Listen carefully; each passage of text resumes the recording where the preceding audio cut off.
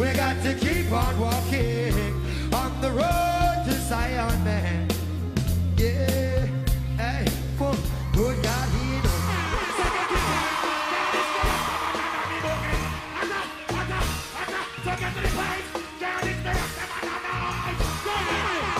Oh la la la, it's the way that we rock when you doing our day. Oh la la la, it's the natural law that you do. What you say? Oh la la la la Good evening, Trinidad and Tobago, and welcome to It Is Thursday Night. And once again, we're here for another episode of Celebrating Concepts on Synergy TV. As you know, the show, of course, traces some of the history of music, entertainment, and media in Trinidad and Tobago over the last 30 years. Tonight, a very special show. You know, we took a little hiatus last weekend. We're back again with a very special show because in Trinidad and Tobago, we've had some mega productions, fantastic concerts, huge shows, and some of the biggest stars in the world have touched down here. Have you ever asked yourself who are the people behind the scenes, planning, coordinating, the producers, the ones who envisioned it, put it together, who had the headache of managing and putting together these mammoth productions, who were responsible for manipulating and managing and marketing to these hundreds of thousands of people to ensure that we had this kind of impactful presence? Well, what I try to do is put together a collection of friends who have been working behind the scenes. Some of them you may be hearing their names for the first time, but they have been very instrumental in moving the process forward, in having the impact, in making a difference over the last 3 decades or more. Yeah. 3 decades or more doing it. So let's start. I'll start from my left. On my left is a guy who's been here before on Celebrating Concepts, but we had to bring him back because his impact and his presence in this arena is so pronounced that you had to do it twice. Signal to noise. Welcome back. Thank you, Obi. Thanks for having me, man. Thanks. I'm back again, part 2. I'm lucky. Yeah, no, that's not luck. That's not luck. That speaks of your girth. And I use that word. Yeah. You know? I have to go in the dictionary. Simon can't control himself. To my right is a gentleman who I first met. It would have been a little more than 30 years ago. This was before radio, before anything else. In fact, my first foray into radio was based on being involved in a project that he was quite instrumental in, which would have been Youth Fest, which the first Youth Fest, not the Youth Fest you all know, the Soca Thing Youth Fest. I'm talking about the original Youth Fest. It was more than 3 decades ago, right? You know what? I'm a kid, that's how old. Yeah. That was 1991. Well, that was so 1991. That's true, right? Yeah. So. Right. So, Youth Fest, we met in Youth Fest. You were at that time attached somehow, directly or indirectly, with the Express. Right? Yeah, well, what it was, there was some nepotism there. My father ran the Express at the time, and he wanted to create something that was different. So all credit to him, really, in that respect. But he then gave me the opportunity at 17 years of age to be the guy to come up with the concepts and put together the committee, the first committee, so to speak, right, back in those days.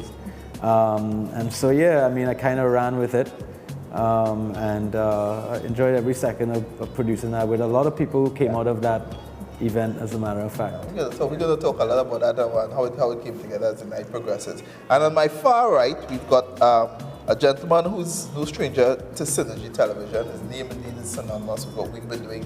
But before Synergy, before so many other things, I first met him in a concert back in the days with Tower Promotions, and that's where I became familiar with the character that is Mr. Wendell Naipaul. Thank you very much for that. Welcome to the fantastic introduction. Yeah, that was years and years ago. You know, when we say Tower Promotions, there are a lot of people who are watching on right now might remember who Tower Promotions or what Tower Promotions was. Right. So Tower Promotions was a production company headed by Michael St. John, and he had done a lot of the most fantastic concerts that this country has ever seen. Actually, he spoiled a lot of the artists, because in those days, as Signal will know, we don't do that anymore. If the show is Saturday, the artist coming in from Monday. Yeah. You understand? That is correct. And in those days, we would have concerts with 7 artists and more, and every artist brought their band. So it was not just dealing with the artist, but we had to control the band members as well. You understand? Now we're trying to get artists to come on tracks. Yeah. You know, It was a lot more affordable than Yeah, in those days. in those Could have days. afforded that then. And in those days, I think there weren't so many individual suppliers who had individual companies and so on. Now everybody has a company, from the caterer to the person who will clean up after. Big business. It's big business now. So there are profits on top of profits because these companies, they have to fuel a profit for them. So there will be a markup somewhere and so on. So it made it a lot more expensive now, I think, Yeah, in now there- comparison now- to those days. Now there are losses on top of losses. Yes, correct, you know, and so on, yeah. But let's put it into perspective, because in your case, Wendell, you literally built a career, a business off of managing and coordinating shows and productions. So there are very few productions that have passed through Trinidad and Tobago, whether it's Carnival, international artists or otherwise, that you haven't been involved in or somehow part of. And this has been going on for years. How Yeah. many years? How many years? About 38. Right. 38 years. Wow. Okay. That's a big child. Very precise. That's a This my research. That sounds like Wendell to me. You know, he's that kind of organizer, Yeah, meticulous kind of fellow. Well, before I say anything, I must make mention to three people in particular, which would be Signal to Noise, Joel Morris, Right. Michael St. John, and Robert Nurse. Oh, okay. Right. These were the people instrumental in giving me that opportunity to do stage management. And because I did theater stage management, so I know about theater. But in those days, there wasn't anybody really doing stage management at that level in terms of, like, I would go to events and some of the artists will not know what time they go in, where the dressing rooms are, how long they're staying on stage, all that kind of stuff. So what I did is I took what I learned in theater stage management and applied it to a FET scenario. Okay. So I kind of created my own niche. But there were still people doing events before me that took time to still show me certain things that I would have missed out. That is where Signal would come in, and then he introduced me to Leslie Ann. Right, I think that was a brass, that was a brass festival, and I learned under Signal and Leslie Ann until I developed my own way of doing things. And then Michael St. John now took the chance with me and said, "All right, Wendell, I have this show. I heard you do stage management. Run it." That was it, and that was the first show I did, Tower Promotions, and that's when I met yourself. That's you know, and well, tonight is a long show, ladies and gentlemen, so there are quite a number of stories, three in particular, that I would like to let the public know. One with Supercat, one involving... I think you probably know, but That's the longest story, right? Refresh the memory. We will reintroduce them to the Supercat story. and one with two reggae artists that I had to go through because not only was I doing stage management, but I was an artist liaison. So I would be the one in the airport, clearing them, bringing them through customs, and then also taking them to radio stations and interviews. So a lot of people see the end product of the show, but they don't know all the background what stuff that's involved. You know? And that's where we continue the round table discussion, because whilst you were so instrumental there, I am aware of how effective you were in the planning of so many of these shows. Yeah. In fact, I used to, you the mastermind, you was the man behind the scenes putting everything on pen and paper, right? Yeah. What's that been like? I mean, how many years? Being born with a creative mind, being gifted with that by the Almighty. Amen, amen, and hallelujah, and all Declare of your that. genius. Unnecessary. I was given the opportunity to use that gift in so many different areas, you know, media being one, DJing being one, parties being one, and of course, events and so on, which is all part of the whole entertainment scene, of course, you know. So, I mean, I have always had that, I guess, that mindset for thinking through things, you know, and I make things as studies. So I studied a lot of events that had happened before and so on, and I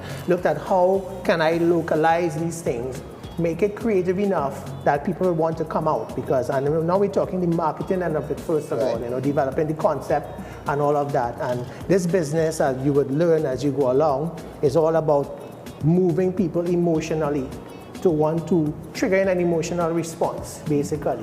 You either love it, hate it, you either want to go, you don't want to go, right? Or you're thinking about it still, and I have to do the work, and me and my team, including Wendell and so on, we have to do that work, put out that work so that you will eventually, at the end of it, want to attend the concert or the event or whatever it is, right? So what we do in that sometimes 6-week period or 4-week period, as we say, and so on, is we try to develop concepts that has the ability to grow to a climax, right? Where it gets better every week. There's something added, either an added value or something in the way it's put together that makes you more interested to attend, right? The artist's music, sometimes people never really connected the music with the artist. They know the music, they don't know the artist sang the music. So that was an important part of promoting it as well and so on. So I made a study of all those things, and look at what are the elements, what are the key elements first, what are the messages you want to get out there. There are key points in every message, right?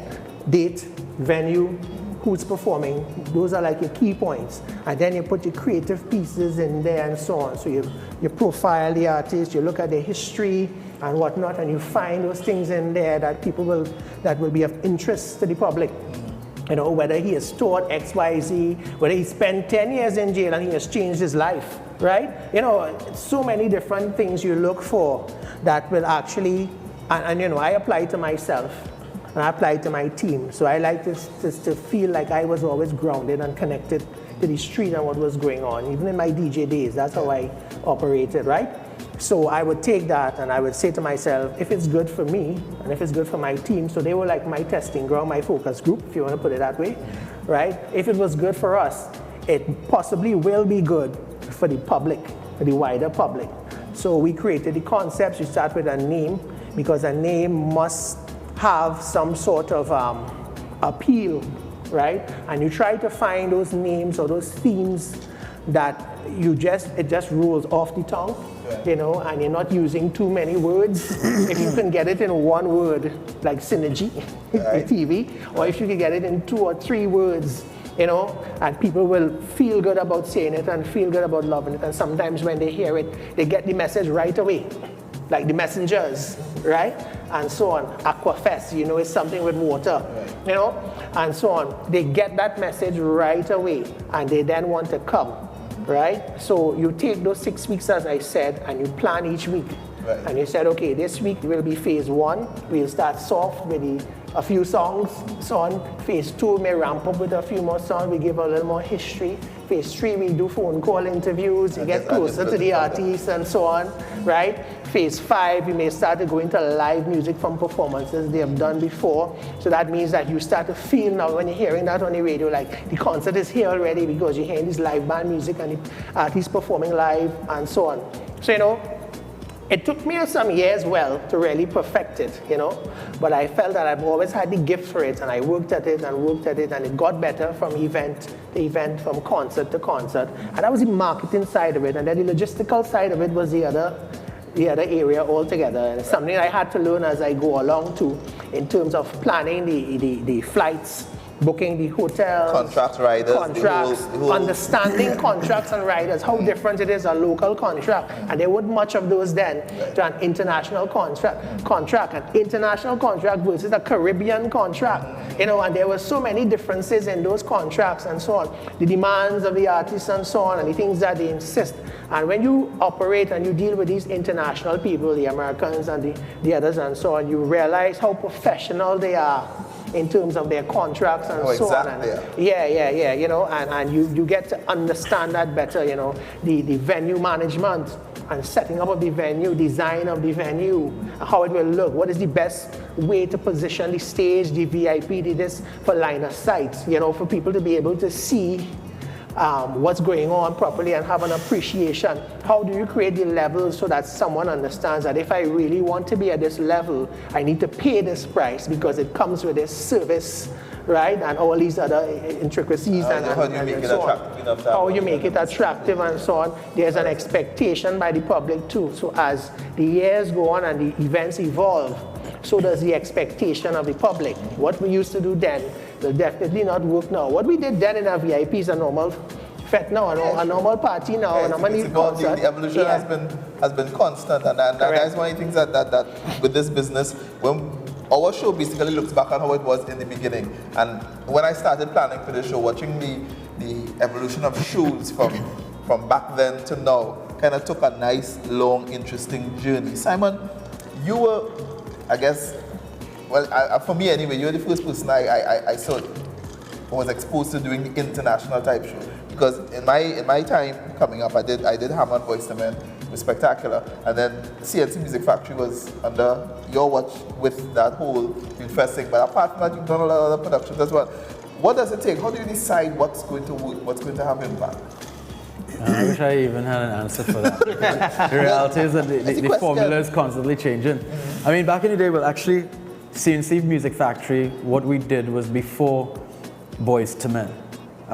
If you remember, it was. Yeah. I just get we were the first production outfit to actually bring in anything that was related to youth, because the shows prior to that were Maxi Priest. Yes. They had a lot of the big shows were always related to either reggae or an offshoot of that. Yes, correct. My research shows the same thing. That's right. So what happened in our case is simply the fact that we wanted to try something different.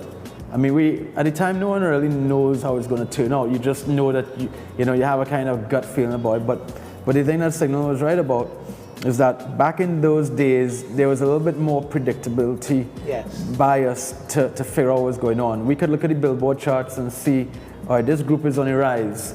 And we knew that music wasn't going to play for another 2 or 3 weeks. Oh, yeah. So when we booked CNC Music Factory, which was about 3 or 4 months before they were brought into Trinidad, we had already seen the trend. Right. We knew they had one song that Trinidad was aware about, Everybody Dance Now, but they had 2 songs in the chart that were moving. Right. You know what I mean? So it was like, hey, this is a no-brainer. Yeah. And back in those days, the competition wasn't as severe, right? I mean, it was just a few players around that time. Spectacular, Frank, Martino, and those guys. I mean, they were the ones who were really they were the big guns at that time. Yeah. So I think it's really just about looking for opportunity. And that's what you need to be able to do. You need to really understand your market, more so now, because they're so different. You know what I mean? And they change their minds so quickly. Like 1 minute you think, oh, this is the group that they want, and a year later it's gone. Right. You know? Correct. I think Lily Singh is a really good example of that, where they brought her in and I think 6,000 tickets sold, and it was just an amazing concert. And then a year later it was like, no big deal. Yeah, it wasn't a big deal, right? So you always have to, you constantly have to analyze the situation, the market, the trends, and you need to keep your finger on that pulse, because if you don't, as you create your event and you book it, you're either gonna, do well on it or lose your shit. But I mean, what are you guys talking about sounds simple in theory. Are we talking about a multi-million-dollar gamble in most cases? Oh yeah, absolutely. The CNC Music Factory wasn't 10 cents to bring. And you talking about, well, we had an instinct that we checked out some charts, and it makes it sound so simple. But it's millions of dollars we're talking about. But again, the time period was different too. The time period was different. I mean, we knew what we were looking for. We had the budget, and we did things differently. We did that event on a Sunday. Yeah. Right? That was different. That was an earlier show. It was very earlier show. Yeah. So we took a lot of risk, and we were fortunate, because back in those days we didn't have the competition of cable, the internet, etc. We were on one newspaper, right? Pretty much, and then one television station. Right. Yes. And once you had those 2 things locked, everyone knew what was going on. Correct. Today you can't do that. It's so difficult now. You're still trying to determine which medium should I use, or do I have to use all these mediums? All these platforms. I think that's the challenge most promoters face now. If they're having an event, spread it out so many places just to get the coverage that they hope. Correct. And not only the coverage, that concentrated attention. Like for instance, I have found for me that the most concentrated attention you could get, honestly, is WhatsApp. In this modern dispensation here, you have Instagram, yes, you have Facebook, you have Snapchat, you have all those Twitter and so on, right? But I feel that the concentration, is on WhatsApp, in my opinion. People they are always glued to it, and there's something there. Unless you're spamming somebody, repeatedly sending stuff, they will get tired of it, right? But if you send it once or twice or every 2 weeks or whatever it is and so on, you have a good strategy in terms of your social media strategy like that, you will find it always looking at it. Right? That WhatsApp is the new board, man. The board man used to make, back then you're making, what, 2,000 boards? It is in your one-on-one. It is in your personal. But it could backfire too if you, like you said, spam is a good word. Ricky, you're not saying your last name, but we know. Ricky, stop selling me stuff. I don't know, but I mean, the fact is, though, you know, you have friends on it, and they send you stuff. Friends too. Yeah, and so it's that's like, the one-on-one personality. Everybody has a broadcast group or whatever it is, or friends group. So they will send it to their friends, and it's like an endorsement. It's like a committee. Literally, that's what online that's what it committee is. is a digital committee. Right? But he's right. There's a downside to it as well. Yeah. And you know, we jump into that because I know all your fellas is eat and sleep and drink this thing, or they're naturally marketers, so it seeps out your pores. We gotta keep our focus here. We deal with, of course, with the show and the whole entertainment circuit and what happened from back then to now. What are some of the most memorable shows that you all can remember? Before we go to break, we gotta take a break in about 5 minutes. But let's talk about. Wendell lead with that. We will jump in because Wendell let's seems talk to have about that some of our most memorable shows. I'm talking about way of attendance. Let's combine all the elements: the attendance, the artists, the overall performances, the production, the impact. For me, I think it'll be MC Hammer. That was one. And then the year that Mr.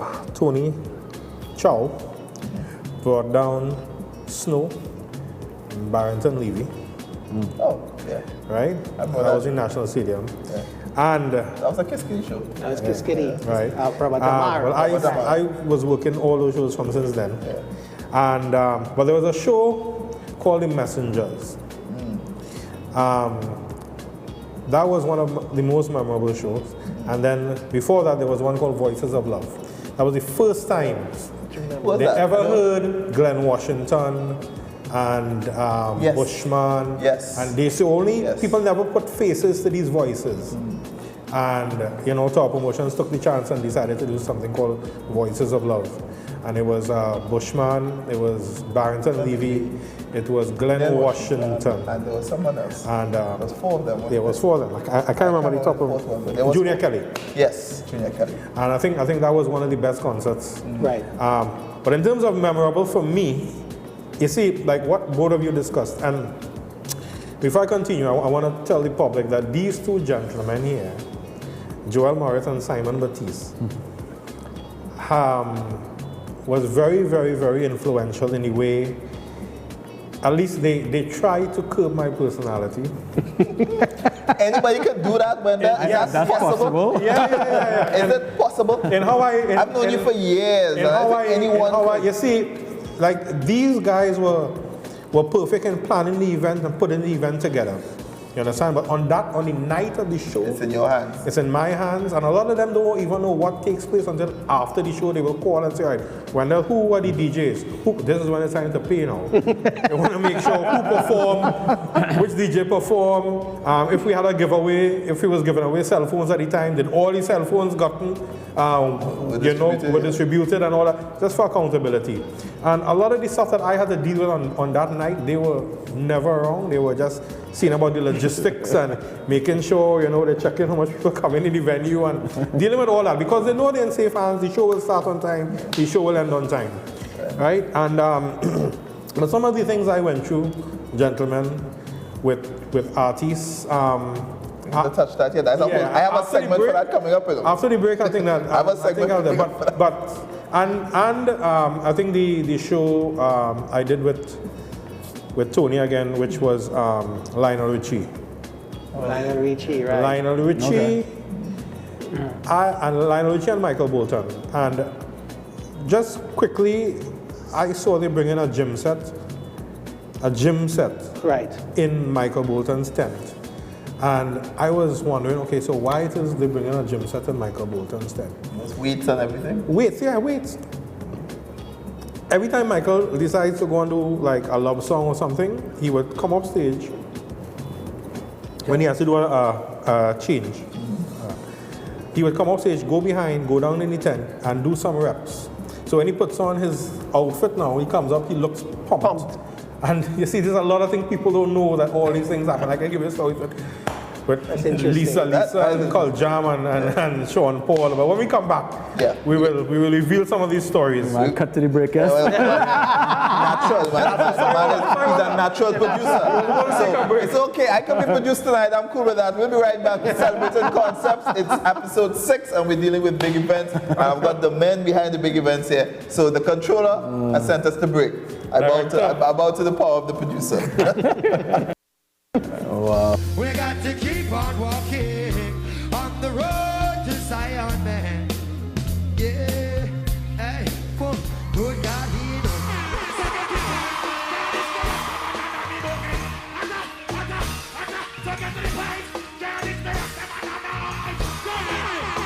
Oh la la la, it's the way that we rock and we do it not day.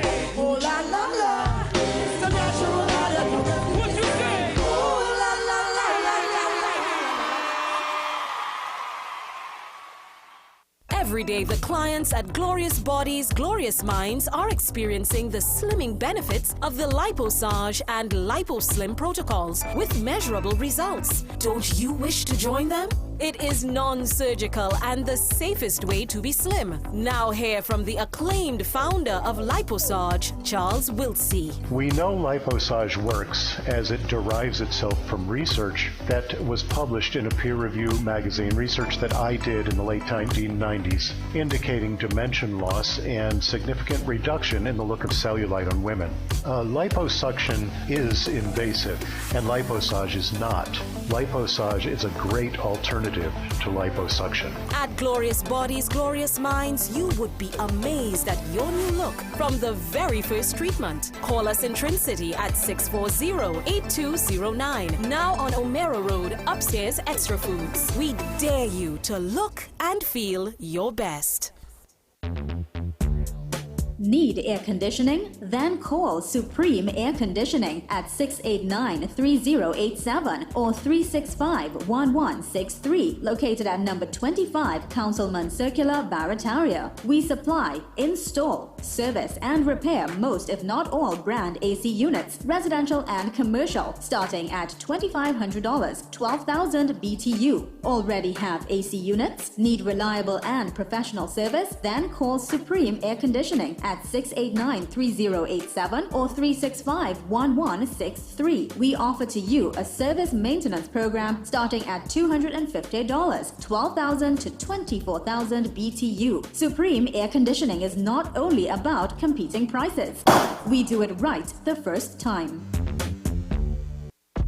Bosses have a certain bravado that commands attention. People recognize you everywhere you go. Hey, can you take a picture? Doors simply open for you. The best part of being a boss? Eating like one. Grab a boss meal, 3 pieces of delicious chicken, 1 regular side, and a large drink for only $39.95. In 2007, a different kind of radio show was pioneered and quickly became the biggest thing in media in Trinidad and Tobago and around the Caribbean. Back then, we called it Chronicles of a Player. With me, I'm Polo. Well, at least I used to be. But Polo and Chronicles of a Player is the past. These days, you can call me Ashton, and we're about to reinvent the game once again. But this time, it's television. This is Sexting. A new show, a different show. Sexting. A show that allows you to find out things that you really want to know about sex and relationships, but you're a little embarrassed to ask. This is where we fix the rumors, get past the corner talk, and hit you with straight facts. And most importantly, we get to hear from you about all the things that are happening now in this age of sexting. Join me and Jaleesa live Sundays and Mondays from 11 p.m. as we reinvent the conversation on this brand new show, Sexting, on Synergy TV. Wheels by Bolo, Wheel One Concept Limited, and Advanced Imports Limited for the best deals on rims, tires, and auto accessories. They are the Caribbean's largest retailer of rims, tires, and auto accessories with a wide range of sizes, styles, and unique designs. Wheels by Bolo, Wheel One Concept Limited, and Advanced Imports Limited also offer wheel and rim repair services. Check out our showroom at number 188 New Colonial Road, Barrackpore. Call 868-654-1053 or visit them on Facebook and Instagram at Wheels by Bolo. Upgrade the look and performance of your ride with the exclusive selection of rims and tires from Wheels by Bolo, Wheel One Concept Limited, and Advanced Imports Limited. We got to keep on walking on the road to Zion, man. Yeah, hey, whoa, good God, he knows.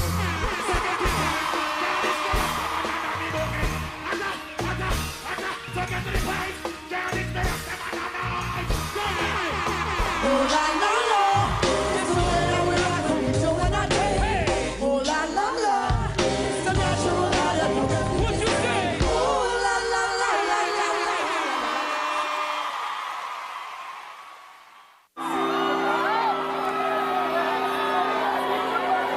Say life with his words. Softly with his song, can we softly with his song tonight, oh night with his word. Yeah, you come. Okay, welcome back. That was a little taste of Blowing Hill out to be good jazz, and we were just kind of reminiscing here about all the crazy things that happened with shoes and checking out some of the incidents. Before the break, we started talking about, you know, some of the most memorable moments backstage with shoes. And in a very short while, we get to live a little memorable moment here because the reason for having this was to put together the right gathering of people. And we had one empty chair that's been empty for a little while that will be empty no more shortly. Yeah. Right? But let's start the reminiscing a little bit. We're talking about shows we remember. Right. Well, I remember I mentioned a couple of shows, but you'll swing back to me to get what happened in those shows. Lord, you passing on the mic.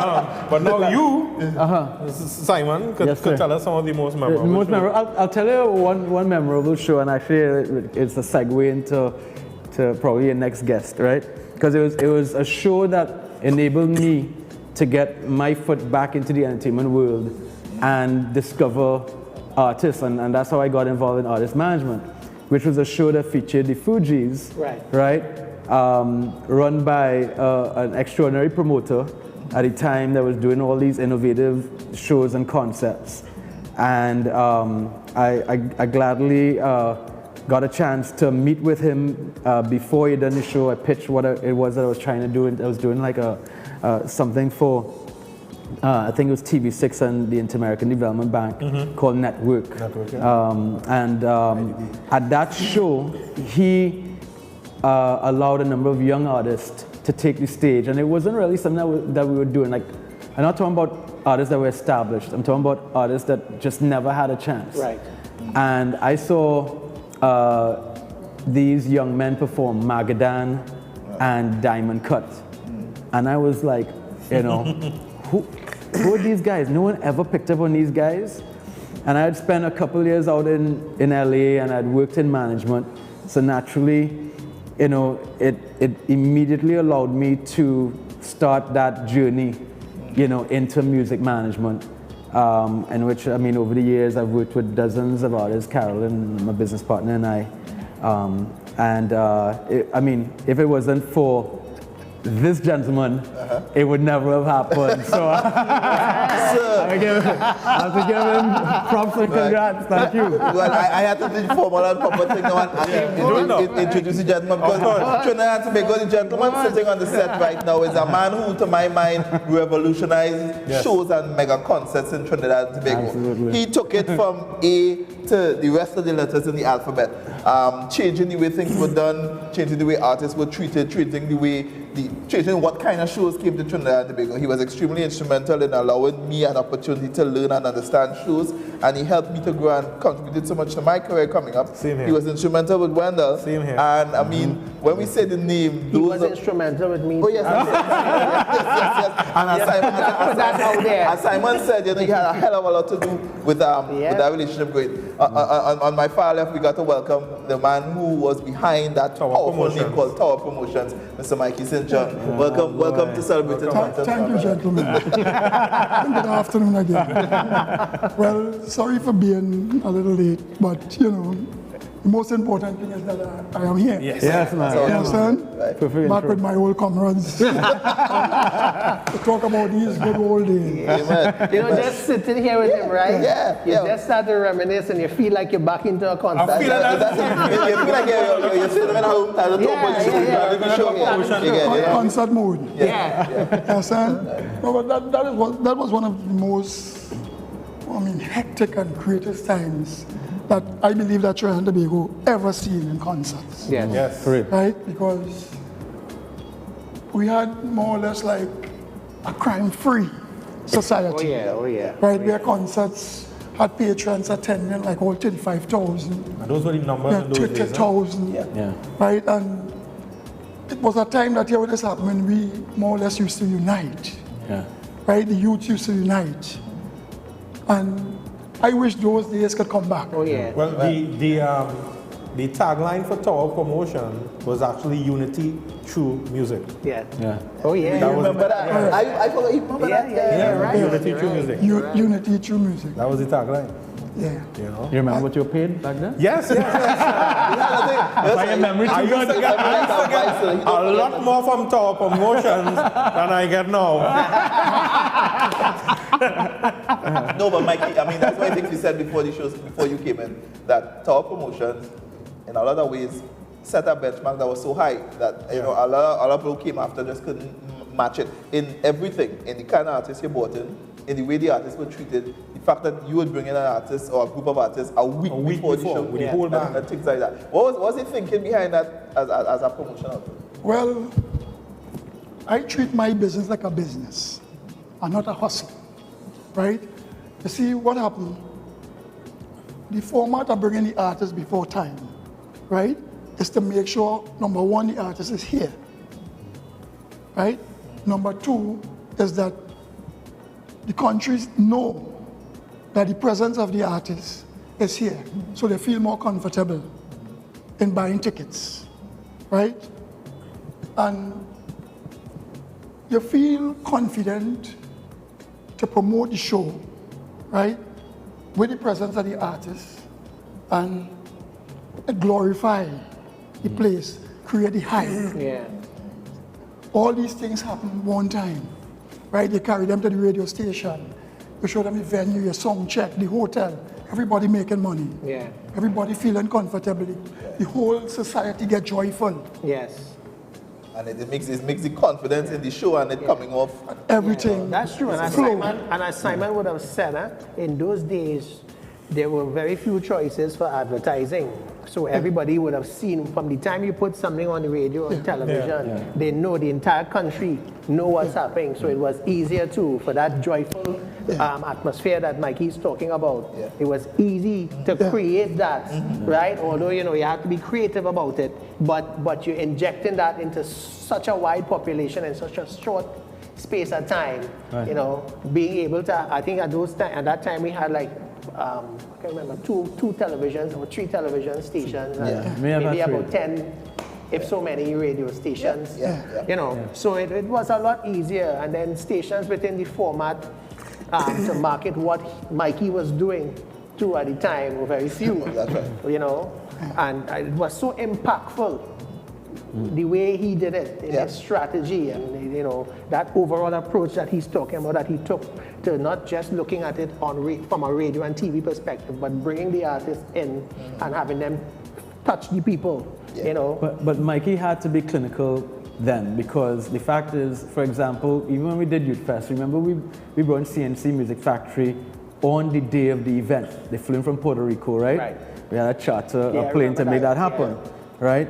But between that time period and when Mikey did his events, there were a lot of promoters who were promising acts and then they didn't show up. So the public had lost trust. So he then went to a method that no one was doing, which was bringing in those artists beforehand. So rebuilding that trust. Trust back with the public. So it was important for his brand, because he created a brand there, and a lot of promoters weren't thinking about that at the time. Another thing that was significant with Tower Promotion, which stood out in my mind, was the fact that Mikey didn't have to wait until until the artist had that big name, because for using our language here, he bossed plenty artists in Trinidad and Tobago that I've seen for the first time. 3 in particular: Sizzla Kalonji, Jack Hill, and Mr. Vegas. But you mentioned that whole list then, because during my time working with Mikey, when I was working at 98.9, he came to us with a package and said, listen,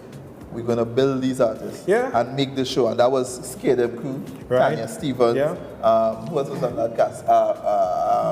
The guy that sung Big Life. Hawkeye? No. Big Life. I can't remember. Oh, yeah. I remember the name not coming but those were the 3 that stood out, because we used to always hear this guy with his high-pitched voice, Sean Paul too. Sean Paul, that's right. And this is the first time that we put faces to those names. Elephant Man. Because I remember the first time Sizzla came, and we actually have a photo with me and Sizzla at when he came. We have some of those photos running back. He was a new artist, but he came with he came with Luciano. He came with Luciano. And he was like Luciano's towel boy and all that. Yeah, he was at the that was the photo there. He was at the backstage telling him, he said, Mr. Mike, I could sing. I said, what you could sing? He said, I have a tune called There Ain't No White God. Right? I said, well, give me 2 verses. And he started a cappella. Right? He said, all I want is a break. I said, all right, son, I'm going to give you a break. Right? And I gave Sizzla a break on that show, talking about with no rehearsal. Flat out. And Sizzla created a storm right, at the National Stadium. A storm that they called back Sizzla almost about 4 times. You understand? And after that, Fatis, which was Philip Bowell, was the manager of Luciano. DCs, may God let him rest in peace. Right? Told me, he said, Mike, a different business here now. 2 artists. Started helping me to push Sizzla. I started helping push Sizzla all around with the radio stations, get the music out there, get Sharon Burke involved, right? And we take it to a whole different level. With Sizzla Kalonji, until he's this mega artist today. Every time that I go to Jamaica, Sizzla always come, no matter where I am, and thank me. That's good, man. You understand? Thank me. And that's the thing. I mean, when you talk about doing these events and these productions, the one thing that amazes me too is when you're dealing with artists, there are very few that actually show that sort of graciousness. And sadly, you know, I've discovered with foreign artists, and particularly Jamaican artists, I don't know if maybe it's just what it is, maybe it's the culture of it, but they have always been very grateful. You know what I mean? I say it doesn't happen here at home, but I do recognize that there's much more of a loyalty. It's almost like it's something that's built into the culture, the culture of the music over there, and that whole industry, you know, that gracefulness, you always get it. I mean, young artists, it's embedded, and it's like it's passed on from generation to generation. Yeah, but then look at how the culture runs across the board, because that story you're talking about, Sizzler and coming on and performing like that. I remember Turbulence coming up the same way under Sizzler and developing as an artist. So when you have that kind of culture of each one help one, each one nurtures the other, then you automatically have a gracious, thankful attitude. You know what I mean? It follows naturally. So I guess it's a byproduct of the whole situation. But yeah, Jamaican artists have always done that well. They've always pulled up the other. Correct. I've found that. I'm glad we're saying that now, because that's something that we should put kind of emulate in Trinidad and Tobago. It's something that we need to do in this music industry we have locally. We need to look at how our established artists support and help and pull up. Because you see that still, even when I do the shows now, you see on the bill you have Artist X, and then next thing you know, well, before you put on Artist X, Artist Y going on before. That has never changed. Buju Banton, he brought up a Satsco agent. Satsco is not with Satsco now. You know? Right. So, and you get it even from when they with you in your station, as they land in the country and they come for the interview. You know, I bring my boy here and give me It's almost like an understood and underlying rule or policy that's understood between all of them. You know? You see what I think is one of our problems in Trinidad with the artists, right? The artists have to stop studying the money first, right? And study to get themselves in a position to take charge, right? To market the music, right? Somebody, the local artists, for me, they have a song, one song, right? They hit now, and they mightn't hit until the next 4 years, right? Because what they concentrate on is that I have a hit song now, and I'm going to travel all over the world. But you have to understand that when you have a hit song now, you have to be consistent, right? Because at the end of the day, is you trying to get that music out there, right? You're trying to get the music out there. Because my brother is my little brother, right? He's a VP in Atlantic Records, Rand St. John. And all of I try to get that soca music into that arena, it's hard, right? Because the artists and them are not consistent, right? Marshall, Kess, a couple of those other artists, they're singing the music that could attract the world, right? Because the world is not attracted to just jump and whine and wave and right? They ask, so when you go out there, they ask, what is that? Right? You have to make sure and think about taking Trinidad and Tobago music, soca music, to the world. Internationally. You're looking at the business of music and the strategy that they use in terms of tweaking it sound enough to have that appeal to that market. You need to stop studying that hustle. Hustle. Yeah, we do have an industry. I don't say we have a hustle here. Because the Jamaican culture is that right? Like Jackie come from under myself, Stuart Brown. Right? Stuart Brown come and tell me, he said, Mike, I have a little artist called Jackie. Right? That time he was managing Capleton. I said, all right, okay, what we can do with him? He said, I need to burst him. Right? He sent me some music. I give O'Brien, I give Tony Chow, right? I said, I want to play this music because I have a concert coming and I want to launch this little youth man, right? That's how Jackie launch in Trinidad. That's right. Right? Because you build the music, right? All 5 months, right, everybody? Because for me, when the radio stations start to play the music over and over consistent, it becomes like an anthem in your mind, an anthem in your mouth. The repetition, right? The rotation is right there. So the psyche gets into everybody that, what is that, man, like this song, it's sounding good, right? And we go from there. When Jackie come here, it's not about money. I can remember, I give Jackie $200, 200 US, right? Because he's not an act that ready. Mikey, this is the photo of Jackie. When there's only one there pictures in it. That's the first time Jackie ever came. When he come to Trinidad. He came to Trinidad. And that money, actually, I think he got podium that day. And he told me to take him down to Port of Spain. And that green vest he wearing there, he went in the drag mall. And he said it's the first thing he ever buy, this expensive. for himself. Right. You understand? Yeah. And then he bought a red suit, which he wore on the actual show. Right. And you know, and that was because of Mikey. But You just had to love what you're doing. Yeah. Don't study the money. Right? That hype and that professionalism and that where you want to get into the world, you're gonna come. That famous strive to glory. But I think it applies to events too, you know. Because I think if you go out to an event to make money, if that is your mission and your goal, you'll fall. Yeah. You know what I mean? You have to understand the concept, the mechanisms and making it work, how it relates to your audience, what you're giving your audience in return. Because sometimes you're spending more money, but it's to give the audience something back, right? Yeah. Correct. So there are all those elements, it's the ingredients that goes into this thing that I think people forget. And you're right, they place the money first, whether it's an artist or whether it's a promoter. Yeah. And I think what that, we're talking and about that's why is it passion. fails. Passion for what you do, basically, it starts everything.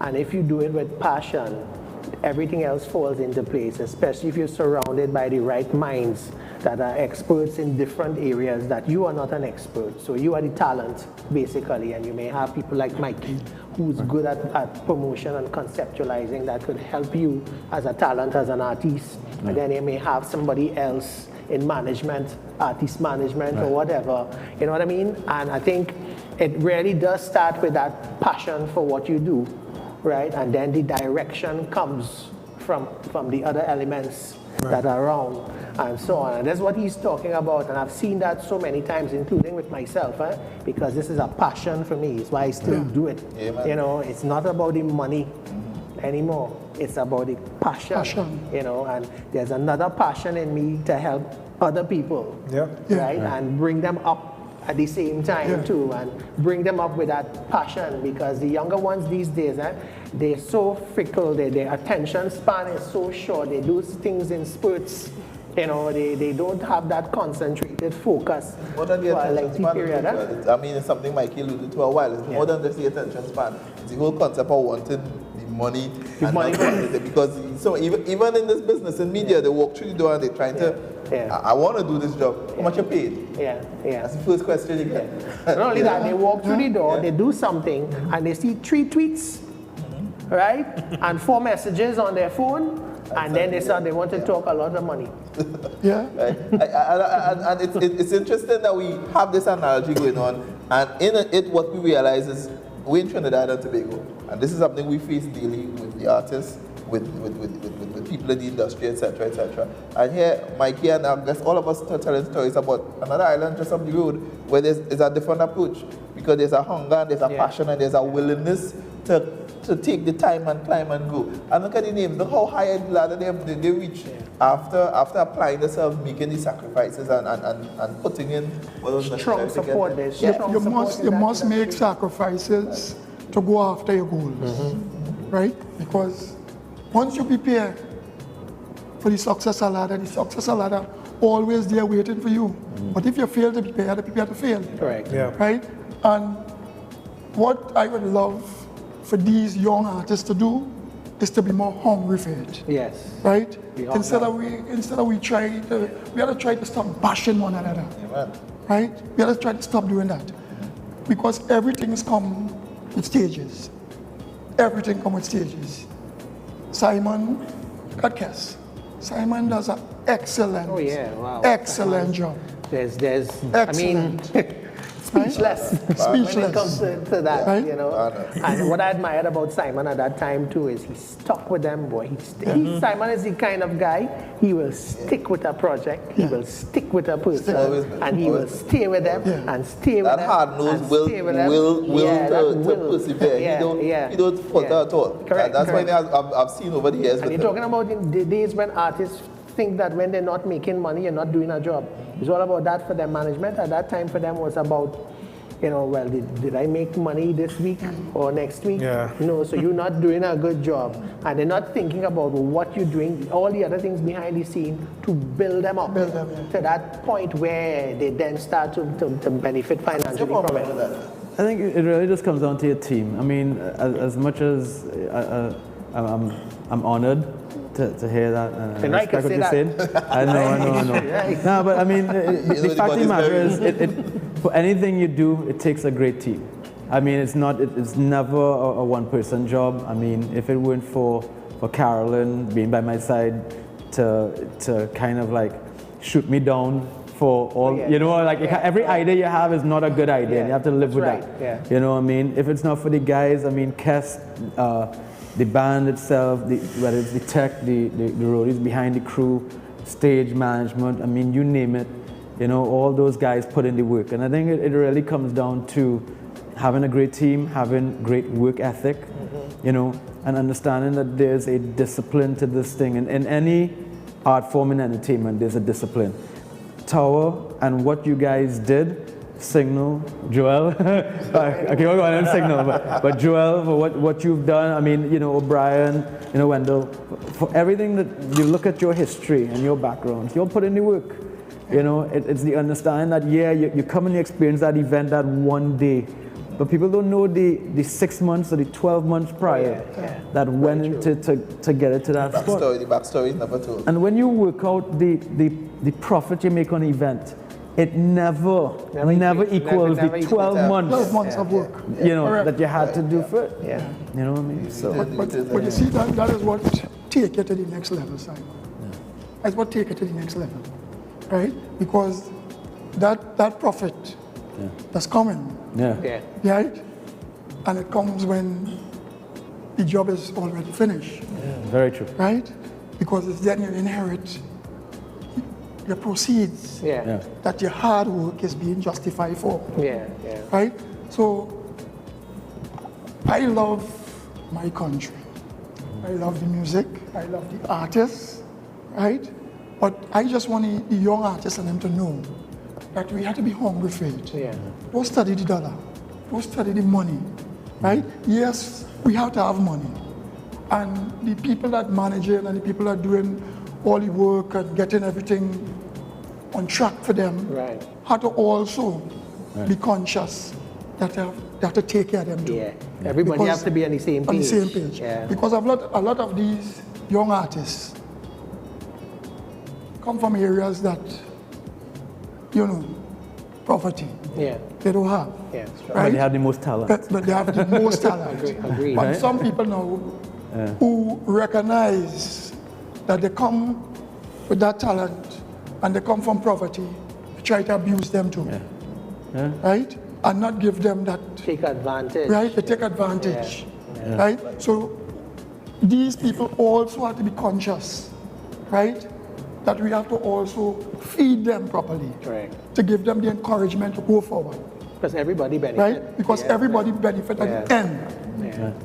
And also, the successful artists, all the successful ones, always have to know that they have to help pull up the younger ones. We were just talking about that. And keep everybody chemically balanced. That they also can be the future.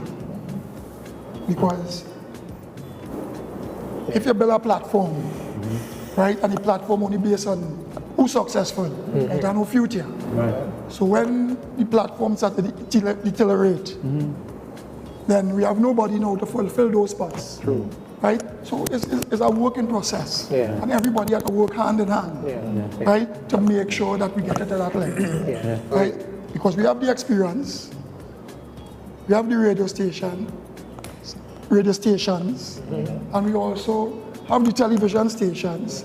We have the right format, the people who could carry the infrastructure, right? Because Signal is a very, very dexterous guy, right? Applying a strain, O'Brien, Simon, Wendell. I mean, we have a lot of talent here, a lot of talent.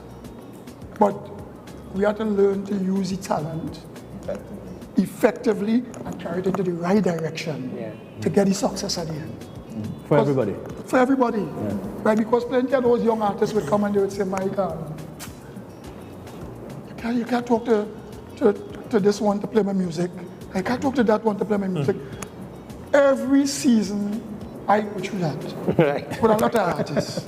And sometimes the big artists and all. The big artists also coming to me to tell me, well, what is happening. See if you can get a push. Call you, this one I get a push. Call it. And I believe personally, it's not supposed to be so.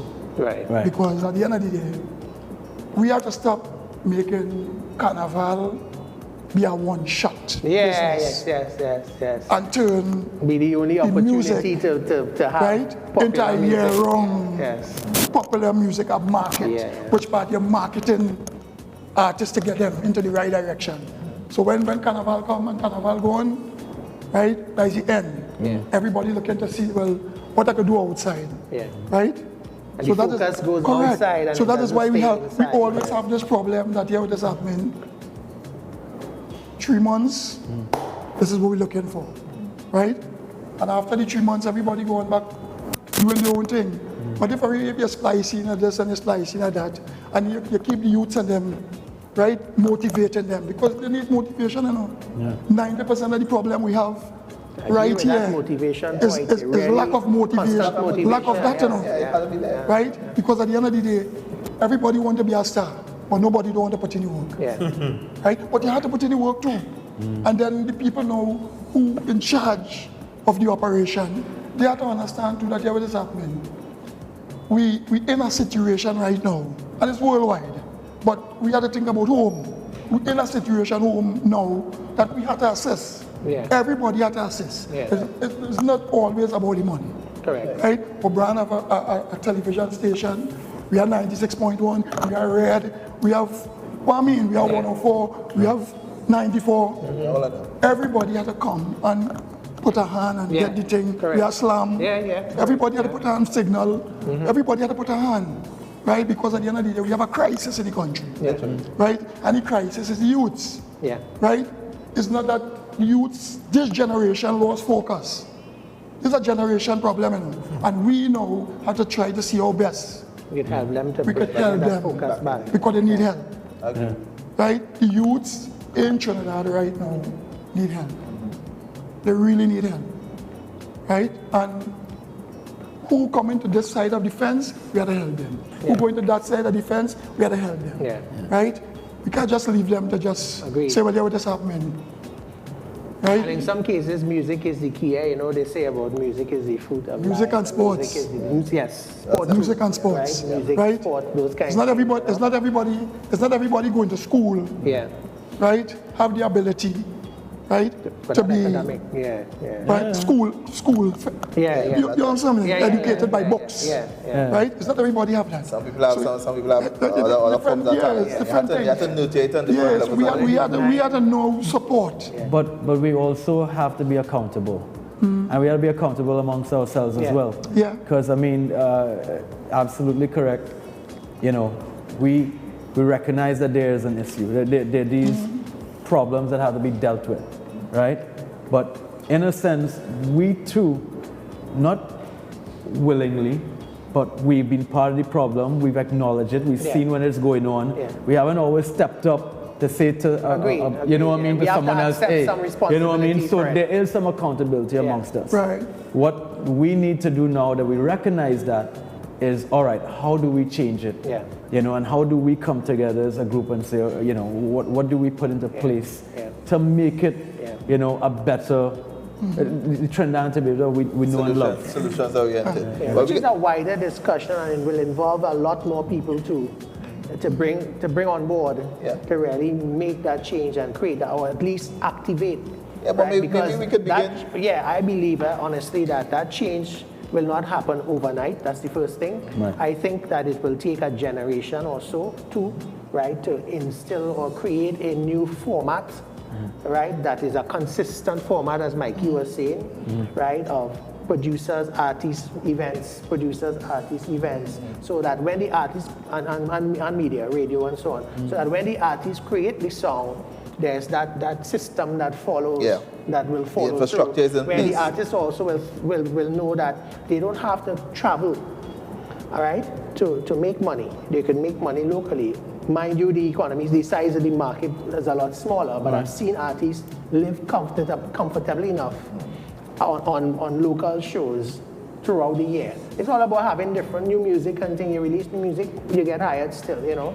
Yeah. The question I would ask though, and this is maybe for another discussion, is how do we get those artists? Because from the time they start to grow, their talent is exported. They go out, right? And they are in demand outside of Trinidad. And we all know that US dollar, right, is more attractive. six point something, $7. It's more than $8. When you get that, with that comes the ego. Yeah. So they're always inclined to want to go out there and do these gigs. Sometimes you're trying to hire them here, and they're so booked out, right? They're totally booked out. You can't get them here to do shows. If you have to get them, you have to buy them out of the contract. Yeah. Maybe pay twice or three times what you're paying. And all the countries and so on. All So right. there's that question too. We got to take a quick break and come back because the conversation is getting so deep, and I mean, but it's necessary because we haven't had this kind of talk, and to get the right people on a set like this, to have the conversation for Trinidad and Tobago, especially young Trinidad and Tobago, to hear pearls of wisdom, you know, and levels of understanding, and creating a platform where we can really and truly, you know, dissect some of the things that we need to adjust, and hopefully we could correct some minds and some thinking. So we coming right back. There's more Celebrating Concepts. This episode number 6. Don't forget, by the way, next week, Thursday, we continue with a very special edition, pre-independence edition. It's called the Soca Voices. We have some special friends coming through for that. But we continue with our program tonight, which is events and projects, concerts, and so on. We'll be right back with my panel, and we'll have some more as we continue here on Celebrating Concepts. We got to keep on walking on the road to Zion, man. Yeah, hey, for good God, he knows.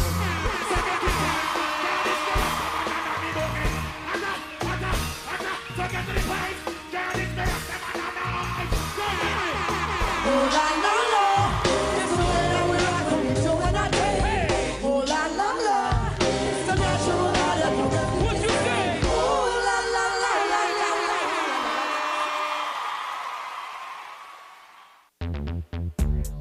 Need air conditioning? Then call Supreme Air Conditioning at 689-3087 or 365-1163, located at number 25 Councilman Circular, Barataria. We supply, install, service, and repair most if not all brand AC units, residential and commercial, starting at $2,500, 12,000 BTU. Already have AC units? Need reliable and professional service? Then call Supreme Air Conditioning at 689-3087 or 365-1163. We offer to you a service maintenance program starting at $250, 12,000 to 24,000 BTU. Supreme Air Conditioning is not only about competing prices.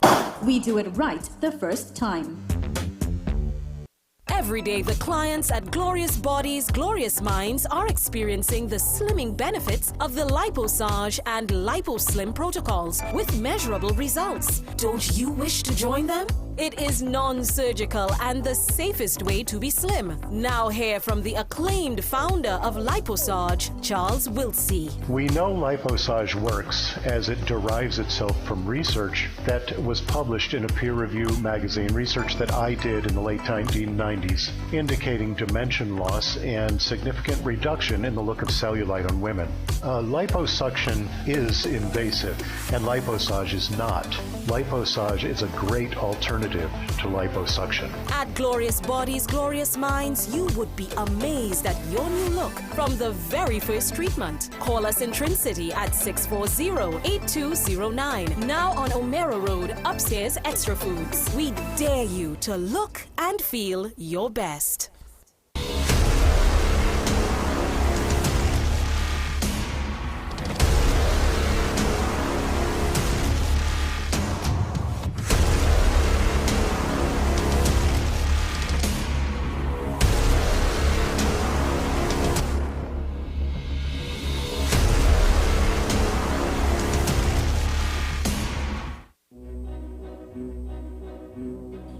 Wait a second. You could share that hilarious joke about your son's new puberty mustache, shaming him in front of his girlfriend, and starting a new nickname that would haunt him for life. Whiskers. Or you could share the Kentucky Bucket. The new Kentucky Bucket is always good to share. Share 10 pieces of chicken and 6 regular sides for only $129. Always good to share. The Price Club Supermarket turns 25, and we're celebrating. Calling all executive card members. For every single purchase of $1,000, you can enter to win shopping vouchers, vacations, appliances, smart TVs, 3 big prizes of an LG washer dryer combo, a trip for 4 to Accra Beach Hotel, Barbados, or the grand prize of a new kitchen appliance combo with $3,500 in Price Club shopping vouchers. Runs until August 12th. Visit the Price Club Supermarket soon.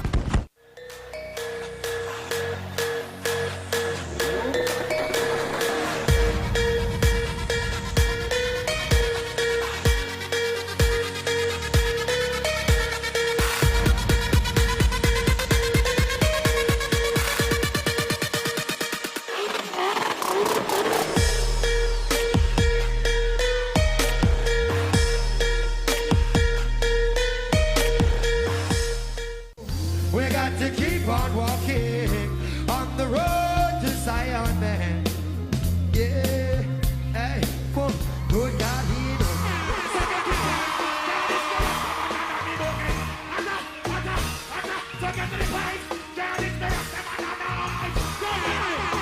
Oh la la la, it's the way that we rock and we do it that day. Oh la la la, it's the natural light of the rhythm. What you say? Oh la la la la la la.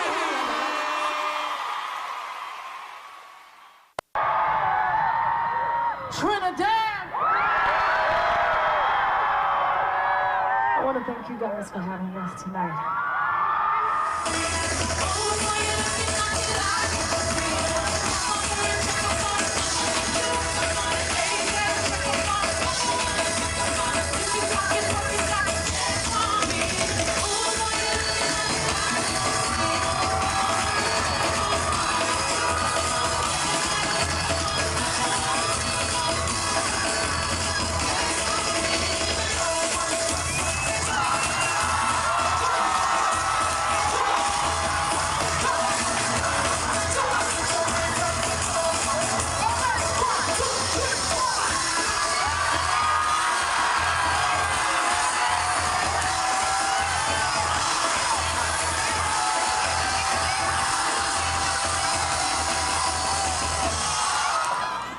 Hey, welcome back. Celebrating Concepts here on Synergy TV. That was a little sneak taste of Beyonce in Trinidad in 2010. That was one of the other mega events. Oh yeah, mega. When event, I think. When in terms of.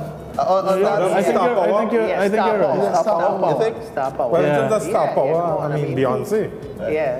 But when we talking show, Mike, what was the most memorable show you did? What was the show you remember the most in all your production? Coming at the Messengers. That cast was who again? That was Luciano. Luciano, Beresama, Right. Bushman. Yes.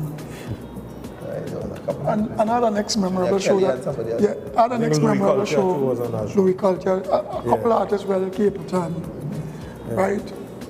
One of the shows of them that I really was a memorable show was Garnet Silk.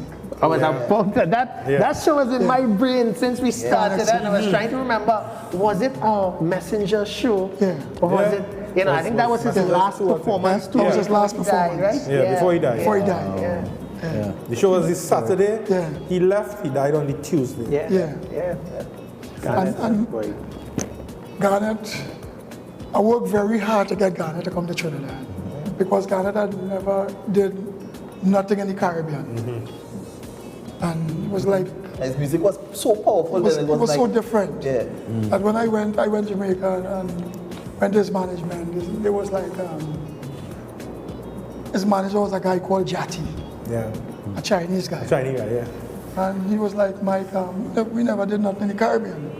Right? We more out in Europe and Ghana just come out not too long. Right? And Trinidad was like, oh, we want Garnet. We want Garnet. Right? Because his music was playing on it, right? And it was a little back and forth to get the contract signed. Until then they said, we will accept the offer, because they had other counter offers for Trinidad. And it's well, your reputation, everybody talk about, right? You are the promoter to give the concert because your stuff track is record and way above board, my track record. Right when they check around and things. So Garnet was amazing. Because when we had Garnet the National Stadium, rainfall for like 3 days straight, right? And stop about 12 o'clock. I'll never forget that Saturday. For the day of the show? 12 o'clock, the day of the show. Couldn't get some check down until late. At the National Stadium, right?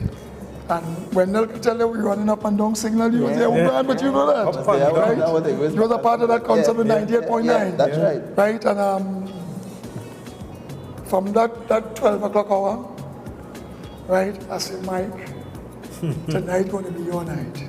We had something like 27,000 people turn out to that event. Right? To listen to Garnet. And Garnet did that concert and died Tuesday. Yeah. And let me tell you something about Mikey in Tower Promotions. Huh? Nowadays, when you're doing shows, sometimes you don't even fly to the country to meet the artists. You just do everything through the agents and everything. Michael used to make sure I get on a plane and not just go and see the manager, you know. He used to go by the artist's house, knock on the door, and meet the artist personally. Every show, he used to make sure, you know, and go on that plane and meet those artists personally. And one thing I remember, there was a particular show. Well, you know how things go. Sometimes artists, you pay for artists don't turn up. Yeah. Not with Tower Promotions. Yeah. Tower will reach by a door in Jamaica and say, well, Bedouin, you didn't come to my show. I'd like to have my money back, please. And money will be delivered promptly. Yeah, I remember a particular show, right? We're going to talk about that soon. Because the Smooth Stomach. Oh, Smooth Stomach. Oh, yeah. That was going to bring up to that. I was having problems with an artist, namely Supercat. Oh. Right? And I called Mikey. And I said, Mikey, I'm having problems with this man. I need you to talk to him. Mikey went and he had his conversation and everything was fine. Yeah, that was it. Smooth. That was it. Right? So, I mean... So we segued in? Let's address this rumor. But it's not so much a rumor. It happened. When they'll tell us the story about you and Supercat, I mean, Trinidad and Tobago wants to get from you because there's been all kind of stories floating around. Right. What happened? Well, that year, it wasn't a Tower Promotions show. It was Mikey Singh, may rest in peace. Right, yeah. He did that show in Mobs 2, right? Now, that show was a predominantly East Indian crowd. Right? Mikey Singh did it. Mickey Singh, sorry. Mickey Singh, apologies. So, when we met Supercat, that's not that particular show, but that was the first time I did a show with Supercat. Because you'd be crying if that was it. So anyway, and actually, I don't know if Mikey could remember this, but I'll bring it up. So that day when I went to pick up Supercat at the airport, he was drinking heavily. One of his favorite drinks at that time was Hennessy. So he was drinking right through, and you know, but we were good. We had conversations. So the night of the show, long story short, we were ready to put him on stage. But where they put the tent, it was right next to a cliff, and rain fell. So the rain got into his tent, and instead of a raised floor, it was just a rug. Right, okay. Under the rug, the water seeped in, and the rug was smelling real bad. Right? So I went in, and I said, Supercat, we were almost ready to put you on. He said, listen, I need you to do something about the scent in the room. Right? Now, at that time, I was just stage management, artist liaison, not hospitality. Right. And being mostly a East Indian show, you don't get them fellas and with the incense and stuff with the bag and suddenly chewing gum and the cigarettes walking around. You understand? Because that was my intention, was to go around and look for one of those guys, get the incense, light it up and all that kind of stuff. So I walked through the crowd for about half an hour, I didn't see anybody. I rushed back to stage, had the mic in my hand.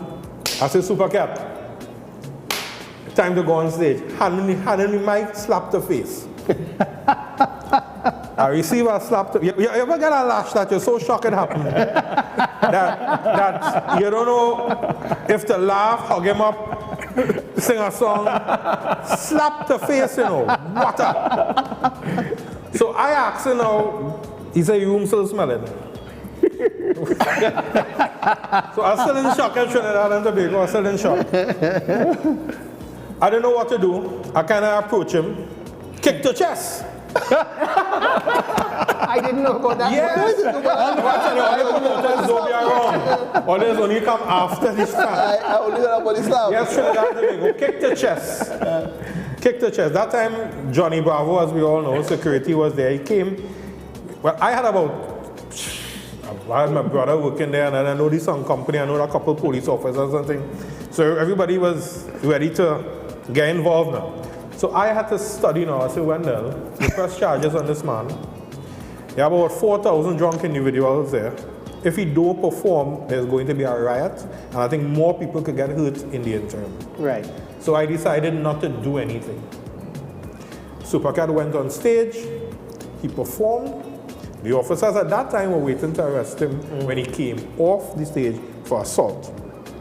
Knowing that, Supercat jumped off the stage with the mic in his hand, proceeded to walk through the crowd into the car park, into his car, straight out of the venue. Mike, I don't know if you remember this, but you got wind of it, and I think Mikey told me, well, now you want to deal with it? I said, no, Mikey. Mikey was going to stop the car heading to the airport. I said, no, don't worry about that. Leave that as it is. And that is the story. I got a slap and I kicked the chest from Supercat. So we have we have to refresh the story. Yeah, because this was pre-WhatsApp, and the thing is the news, because the next morning I was here. Well, everybody tried to get a hold of it. The place next morning. Somebody edited the story. Well, I don't know, but here what? Wait, couple. No, I knew about the kick. Yes, I was going to say, but wait now, so the kick was made up. couple years after that, Supercat was coming to the country again. I think Matthew Descent was bringing him. And Matthew made sure that Kat and I spoke. Right. And we was good and everything. Up to now, Kat can't remember that the incident took place and that kind of stuff. But I just want to use this forum, O'Brien, if you don't mind. No problem. Because I now have this opportunity that Trinidad and Tobago, including O'Brien, these four gentlemen here, I wish Robert Nurse was here too. But at the beginning of the interview, I said that Signal and Michael and Robert were very instrumental in launching my career in this industry. And I want to publicly thank you all on a public forum for doing that for me, because you've been very instrumental. You gave me the push. And then, Michael, I know you've always been proud of me because sometimes I'm doing shows. Hey, Wendell, what are you doing? You're doing this consulting thing, Signal, same thing. And then, because of you guys now, I got introduced to so much people. I mean, I want to thank Simon too, because I used to beg him to work with Kesby. Yes! Yes! I used to say, Simon, do you mind playing a boy, hold him on towel, something, boy, Simon. But at that time, I used to do his decibel events, and which I still do. But one thing, he used to be persistent. Remember, he always used to wear a t-shirt for the event. He used to make a t-shirt for the event. Right? So every concert.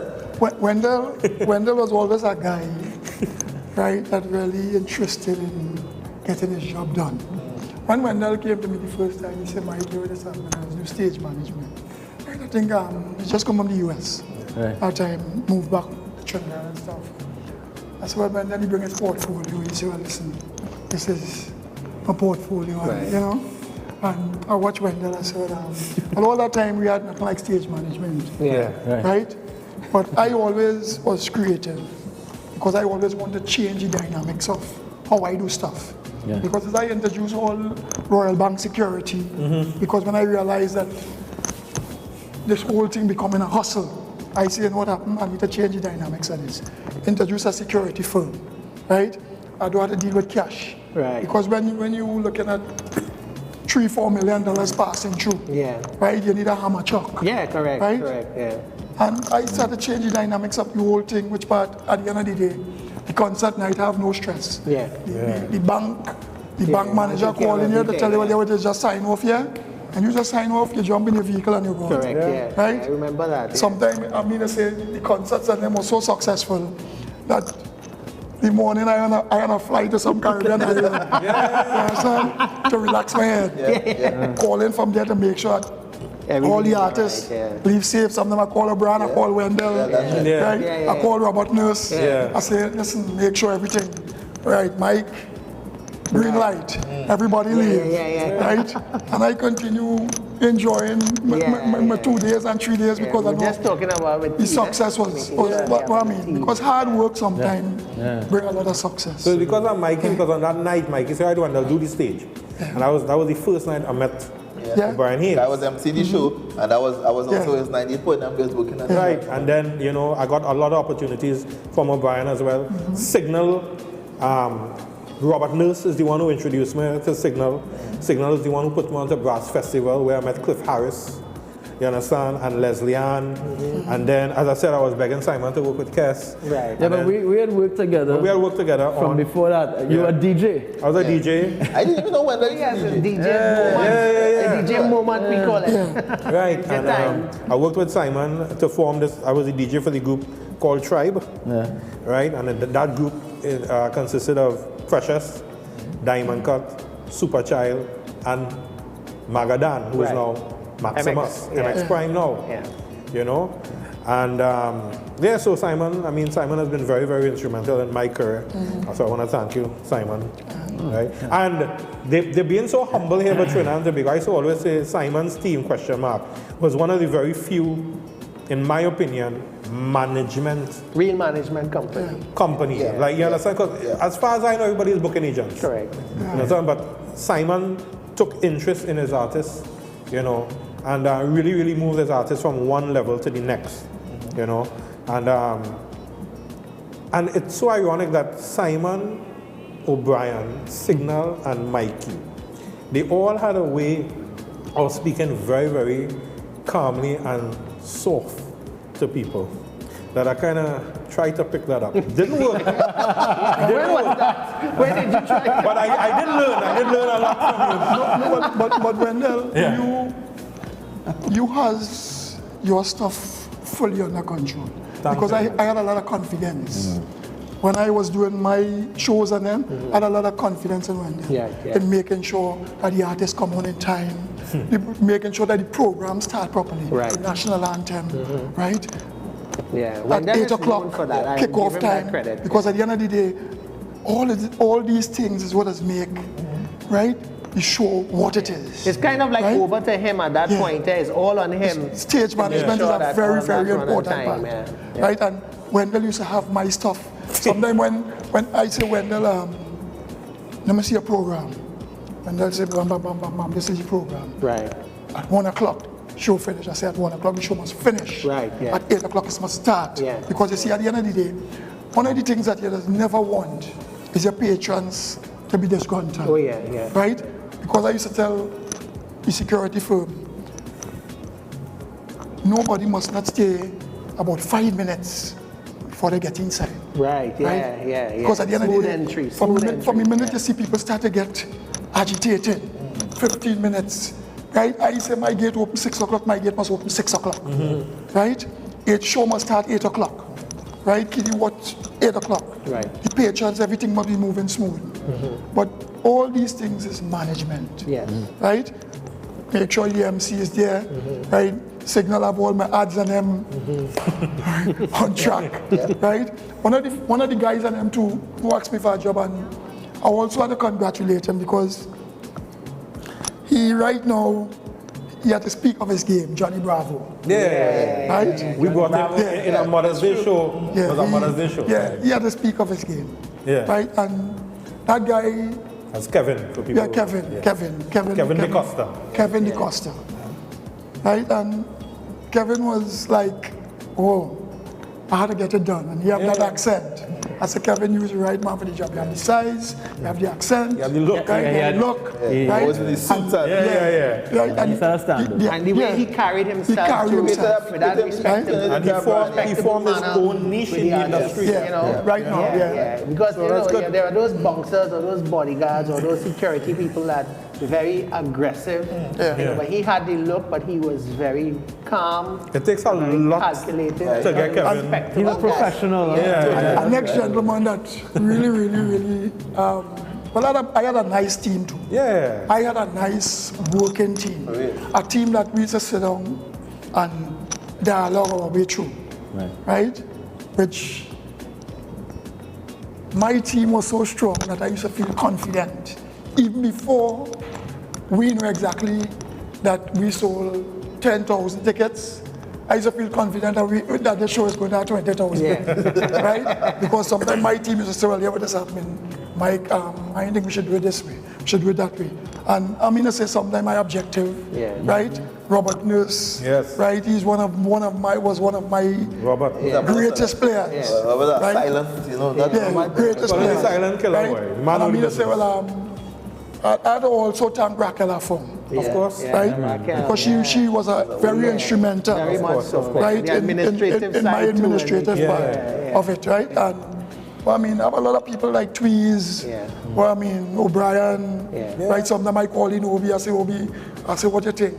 How are we gonna strategize this? I call in Chow. I say, Chow, how are we gonna deal with this? Sometimes Obi and Chow, well, I mean, the radio stations fighting. He used to be the arbitrator, right? But listen, that's one thing that you thank these guys for did it, but I had to thank Mikey because Mikey came into my world just when my career had moved from one place to the next. I had just moved from being just an announcer and a regional MC to administrator of 98.9 FM. And at that time, the station was in a limbo because Chow and they had started their thing, and we had a leadership void. There was some people had left to go to start the station with Louis Singh, and so we were in that place. My boss then was Ingrid Isaac, and Mikey came and said, "I have this show." And I'll show you the reasons why, but it ended up at 98.9. Right.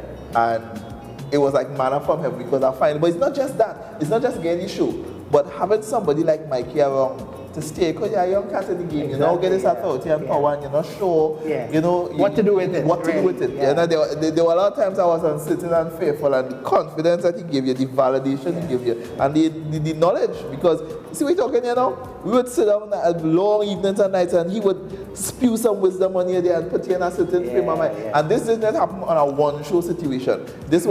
That one show was a start of a long period of growth and development. I think Mikey had leadership qualities that he never even realized he had at that time. Maneuvering right? Because to me, the greatest strength of a leader is relying on your team and listening to your team and not trying to be authoritative and be that one man, one decision maker, right? And he always had that strength. I remember walking into that office. Tapping into people and having conversations. The first time he met with us, it was Hamilton, Clement, myself, and I brought the team together to meet with him. Like he walked in, and I don't forget, he had a Nokia phone, a kind of wood grain finish. It's sticking in my head. That's one thing, Mikey had the latest phone. But that's all. He came in with it. He put it down on the desk and started talking. I only watching this phone. That's all of my eyes was fixed on this phone, and he was talking to the rest of to the team and stuff and thing. But it was a change time in my life. My whole career took a different turn from the entrance of Tower Promotions into what I was doing in the broadcast media, and the knowledge I grew from that time, I took all the way through my entire career. So I had to thank him for that as well. No problem. I think the real important thing to take from this turn, especially dealing with men like obviously Joel and Mikey and all the other promoters that I've had an opportunity to work with, is that the ones who put themselves in a different class altogether aren't the ones who try to strong arm you, aren't the ones who, I mean, I've lived through everything, we all have. You've had those who, you know, they would put certain things on a table to intimidate you, whatever. And I'm not scared of anybody per se, but the ones that you respect, the ones that there's a fear of, are the ones who calmly address the situation. Right. You know, I mean, it wasn't about size or what you had behind you or anything like that. It was just the idea that if you sat down with a person and they could look you in the eye and you know they're addressing you and saying, these are my expectations. Right. That is what makes a leader. Oh yeah. A leader. And I think that you've definitely demonstrated that. And I think that they are, you know, it rubbed off on all of us to an extent. But But yeah, I mean, there are very few like I don't want to say like us, but the reality is that it's changed. The game has changed. Today you can't do when you talk about 20,000 or whatever, right? Those are the kind of numbers we know. So when your party does that, right? When you do 2,000, it busts. Right? Today. You do 2,000, no? This is the most successful event ever. It's so amazing, you're right. I mean, 8 years ago when Islam was launched, I was dealing with a young bunch of guys, right? And my understanding of a huge event, 8,000 plus is a huge event, right? 6,000 plus, right? And they were doing these parties in these clubs and these different venues. And I say, well, how was it? It was rammed, packed. I say, how much you had? 600. Right? And I am scratching my head and trying to wrap my brain around this 600, right? We got to connect to this conversation. Come on, director pointed and urgently tell me we need Which to take a director? break. This one? The one in the back there. Let's take a break. We're coming back to continue. We're talking about some of the things that are happening now versus then. So we'll be right back after this. We got to keep on walking on the road to Zion, man. Yeah, hey, whoa, good God, he knows.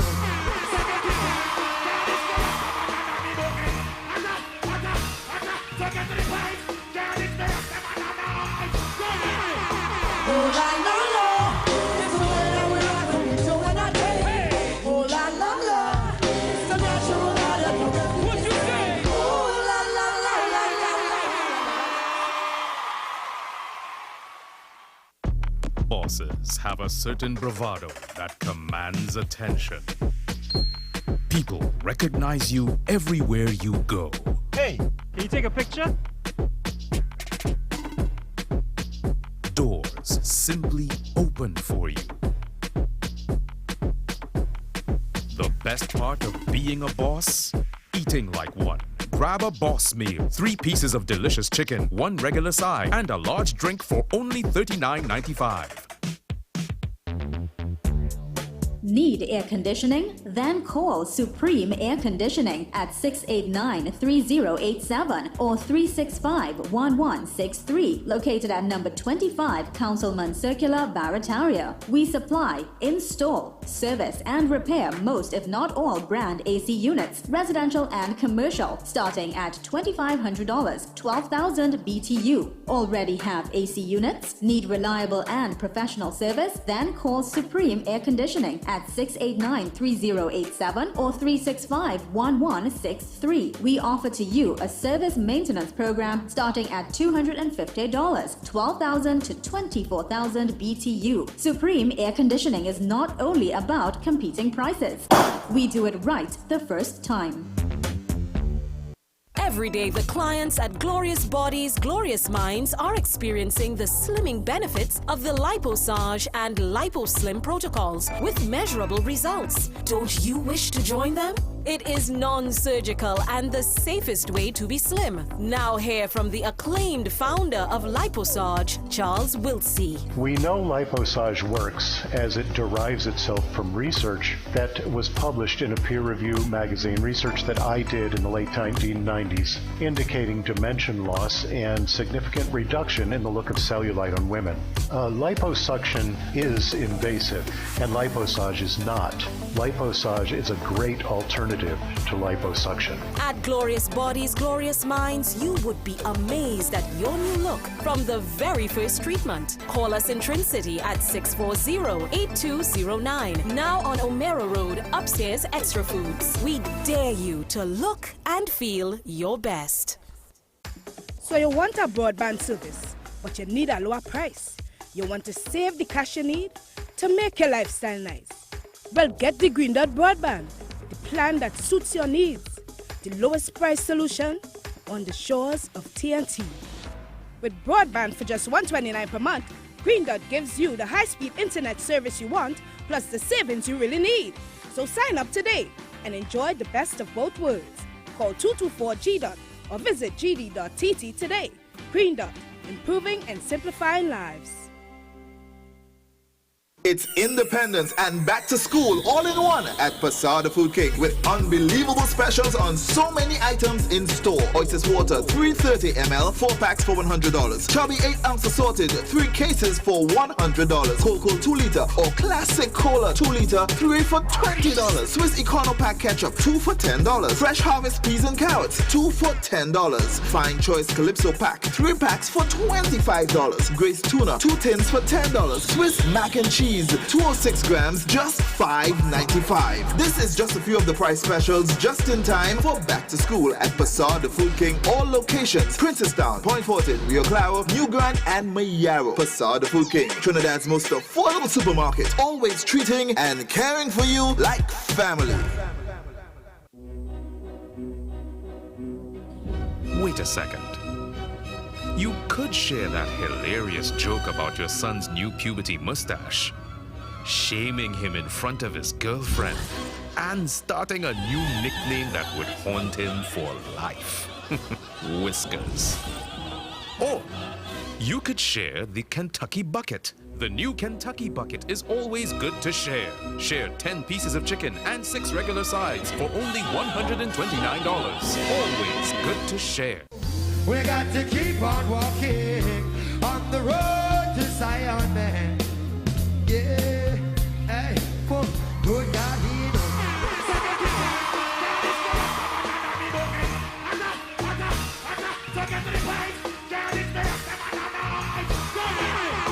Oh la la la, it's the way that we rock and we show that day.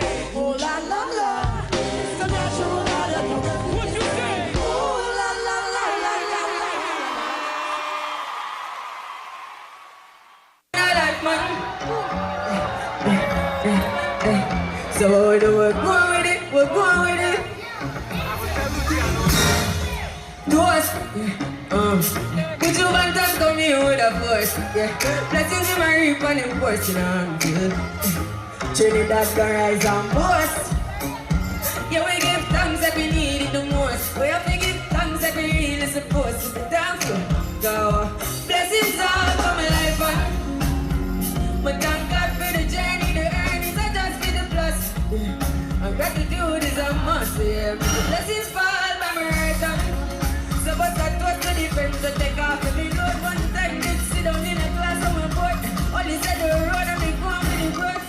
Third form, me say mommy try a thing. And you know it found out to be a fire thing. Now I'm on stage with Buju Aya sing. Yeah, you see me all dig it so get the Aya bring like hello brother. I just saw you, saw your poster, spectacular photos.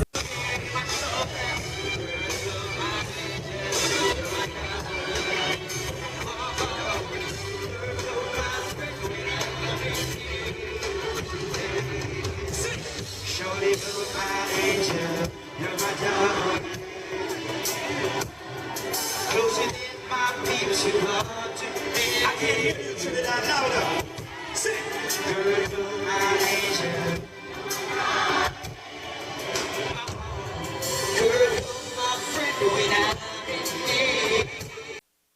A little bit of memories, boy. And whilst you're watching the clips, we get some pearls of wisdom, you know. When the pearls of wisdom is passing across. Now, we talk a lot about shows, entertainment, the history, and what's going on and stuff. I think it's important now as we get into the last quarter of the show to talk about what we could do to have some kind of impact.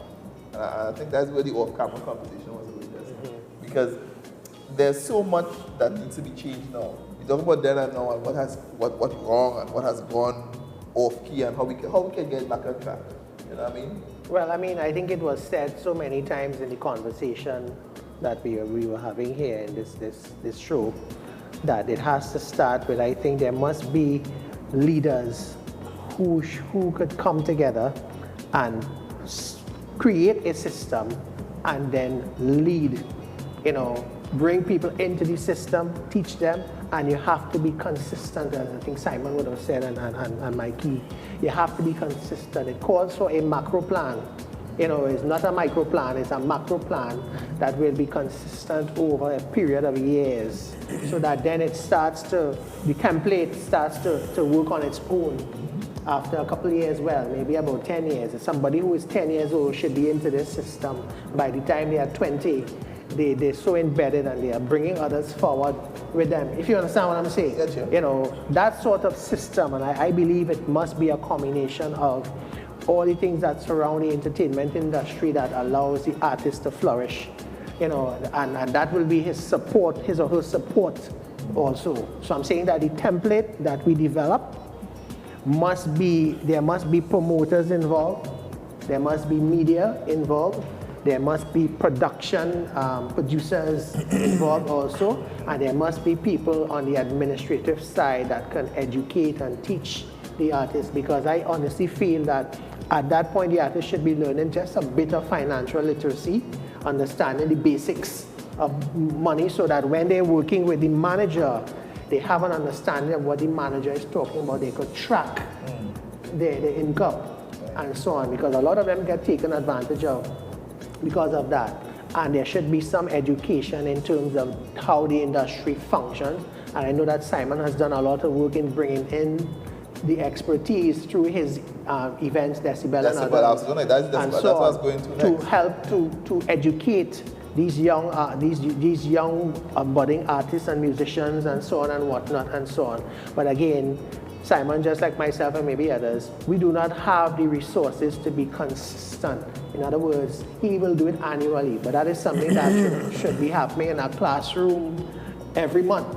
Yeah. If you understand what I'm saying, right? It should be a course that is taught somewhere at the tertiary level and at the junior level, leading up to the tertiary level, and so on. So we really need a template, and we need investment that can ensure that that template is rolled out over a generation or so. Yeah. You follow, government come, government go, it doesn't matter. Yeah. This is a consistent template that is there and is set with a plan, with a goal at the end of it, you know?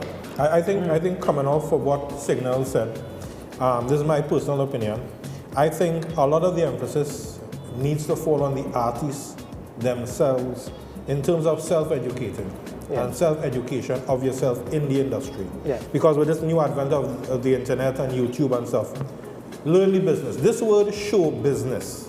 A lot of promoters are banking on the talent not knowing the business part of it and just the show part of it. So they don't know their rights, you know, their intellectual properties, all these kind of stuff. Yeah. They need to educate themselves on that as the artist, because a promoter will just bring an artist on and hoping, well, he don't know the business, he don't know much percentage he's supposed to get, that. Yeah. Look into it. This is why what Simon does in terms of the Decibel educates a lot of the youths in the entire business. So my advice is the youths out there, the artists out there, go on the internet, go on YouTube, and learn the industry, right? So when a promoter hires you, you know what you can expect, what you don't expect, and that kind of stuff, and you could educate yourself. But that support, I think, is also important. Of course. Leadership support, because there are those who can walk through the door on their own, but there are those you have to actually help them along and pull them through, right? And so on, and that's what I'm talking about. I'm talking about there are things that are not in their in their face, in their zone, in their space, that they will know what to do. Like you're saying, go on the internet, but that's, for some of them, that is a task in itself, right? Yeah. And so on. Simon, let me get in here, because Decibel has been mentioned twice. I mean, this is a project that's been on for how many years? This year was our 6th year. Okay, and now, I mean, the vision and the long-term vision, what's the long game for Decibel? Say it, Comic Con. Say it. No, I think there are a couple of things we have to recognize, right? That arts and entertainment, it's not just a mode of celebration and having fun. It's also, if you ask me, the one forum in which our young adults, right, teenagers, preteens, I mean, you name them, can use that as a learning resource to get better in mathematics, right, sciences, business, athletics, because it's been proven, right, that those very things, music, film, fashion, dance, and the arts, are the very things that help you grow, right? So I think that we need to understand that we had to get back to basics within the schools and really, you know, improve our programs in those areas, so that, you know, and not give up on them, because those are where they find their outlets, right? That's where they learn not to go down this path, but we go down this path. right? So I think that's the first key element of it. And that's what Decibel is trying to do. Decibel isn't a one-day event, we're a 365-day event where, we're working with institutions, Republic Bank and B-Mobile and all these different companies in an effort to find how we create workshops and internships and summer programs and all the things that make a difference in their lives, because that's key, But I mean, at the very heart of it, the challenge has always been with government, with any government, in that they always see the most important resource as being energy, and to me it's our people. That is the most important resource, our people. They're more valuable than anything you can dig up from the ground, right? And if we, understand that you can't give an organization $1.4 million, right, a year, right, to try to solve a problem, results, right? It's not going to work. An event for us might cost 1.4 million, right? So I mean, we have to start. That's a low-end event. And as I said, all governments. I ain't trying to pick one over the other. I mean, the fact of the matter is that we need to understand that youth, right, and the idea of changing the system has to begin with us, and we have to put money where our mouth is. That's what it is, right? So that lip service thing, it has to end. Has to end amongst everyone. Support. You see, I was talking about that a little while ago. But we can't put the cart before the horse. We have to understand that it takes teachers, educators, and all of us. We need to start. I mean, honestly, it is a little bit upsetting to go into any institution and meet with someone, whether on a private sector level or public sector level, to talk about arts and entertainment. But when you ask them their background, they never even worked in the industry. How could you relate to me and then to the people that you're trying to connect to?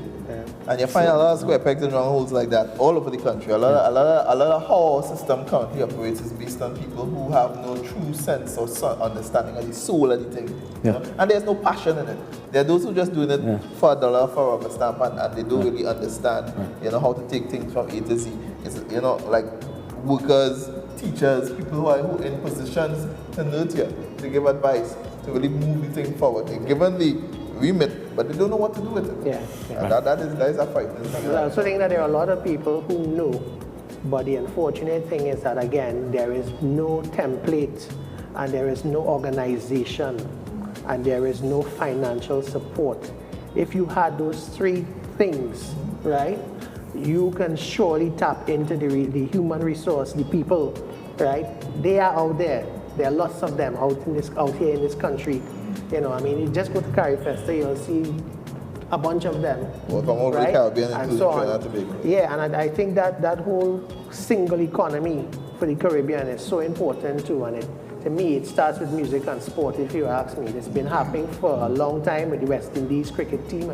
There's always Caribbean support for things like that. The West Indies cricket team, music is something that there's an integration of Caribbean artists now, even more than years ago. In Mikey days with Messengers or any show, when you hear a dancehall artist singing with a soca artist, it's like a big deal. Now it's powerful, it's normal. And even at the level of carnival and stuff, you find that when you go on Jamaica's carnival is a carnival that's rising, and when you go there, you see that integration. Right, where that never existed before. Trinidad we always had that, But when you go to those other countries now, you see it. So, I mean, the evidence is there. It's there. These are facts. This is not a wish list of things that we want to happen. We're seeing it developed already, and it's happening with the younger artists and the younger promoters. We see all these promotion groups going to these islands now, the Caesar's Army, the tribe, and so on. And I have DJs on a station.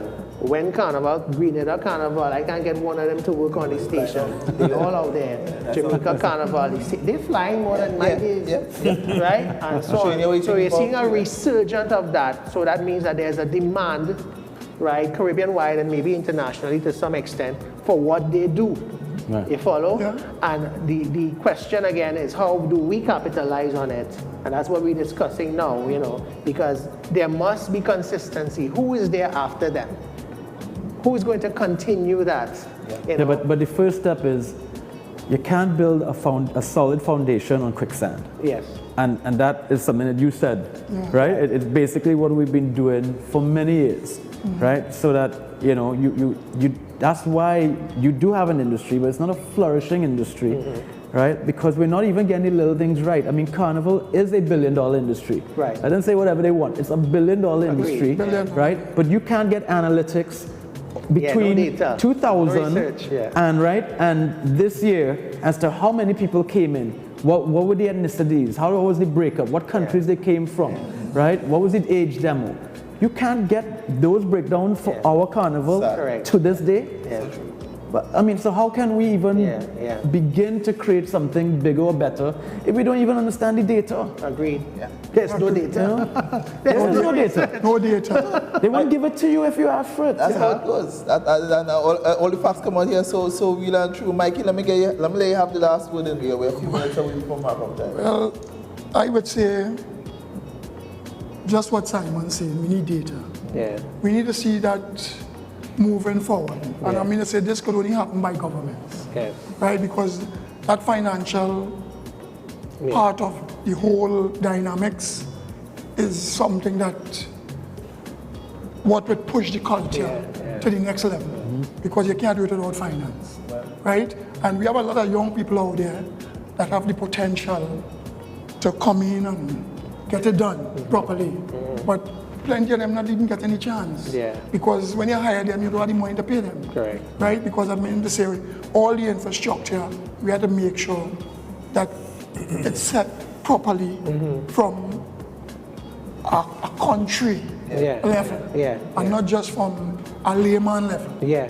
Right? It has to start from a country level. Because we are the country, but the leaders, the people that govern us, who we put there, how to understand that here is happening. To make this $1 billion industry grow, you have to invest. You have to invest in it. And especially invest in the people.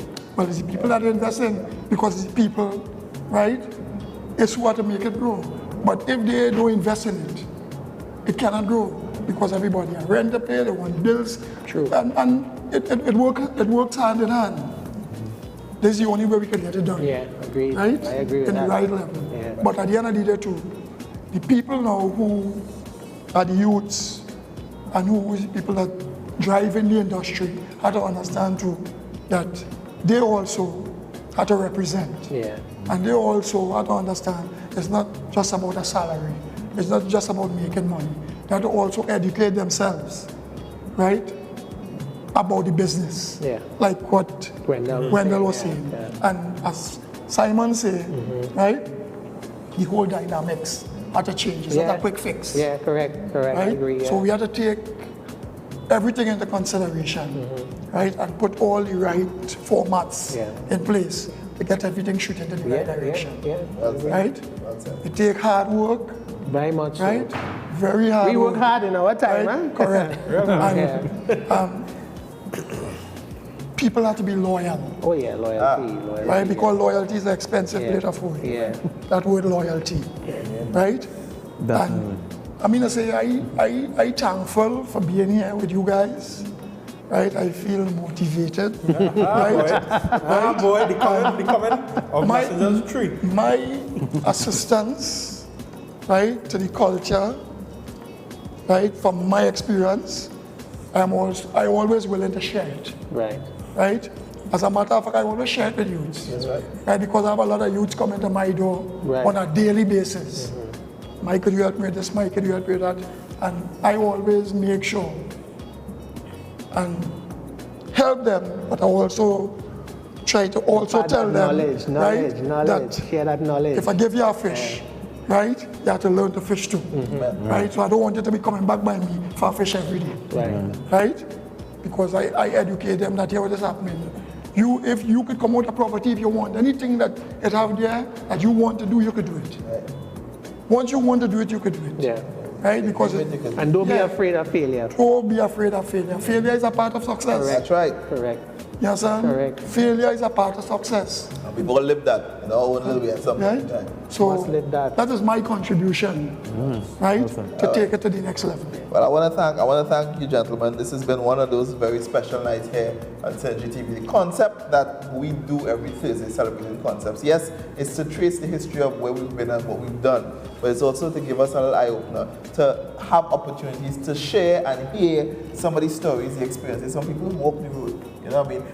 People sitting in this room right now and those that we've shown in episodes past have in some way influenced and impacted upon my life, my career, and so many others. And hopefully by doing this series and not just doing it on television, but digitizing it and making it available on the World Wide Web, it allows you a chance to be able to check back, to hear these stories and to understand the scenario. It's now in what I call infinite record, because a lot of the stuff we cover the internet wasn't there in our time, the way it is now. So we now digitizing the content and making sure that it's there for the past. So I want to thank you for being a part of it and sharing the last 2 hours with us here in Trinidad and Tobago, and of course via those people watching on the internet. Remember, Celebrating Concepts, we've got 4 more programs to go. Next week we're dealing with Soca Voices. Look at my special guest, Ronnie McIntosh, Ghetto Flex, Marvin and Nigel Lewis. I have some other names to call inside Sunel. We is a whole heap. We're doing a pre-independence special next week, and we're going to take it from that. In the following weeks, look out for broadcasters. We're going to do some broadcast voices. We're going to have the reggae fraternity, and we still have to do the sound systems. So we have quite a few shows left in the series, Celebrating Concepts. I've been having a lot of fun with it so far, and I want to thank you for all the positive comments you've been making. Remember, if you missed most of tonight's show, the show repeats from 9 p.m. on Sunday, and of course you can join us next week Thursday for a brand new edition. My name is Brian Haynes. On behalf of everyone on set, my team in the back who made it all possible, I want to say thanks to them. See you next week for another edition of Celebrating Concepts right here on Synergy TV. Cheers. Yeah, man. We got to keep on walking on the road to Zion, man. Yeah, hey, good God, he knows.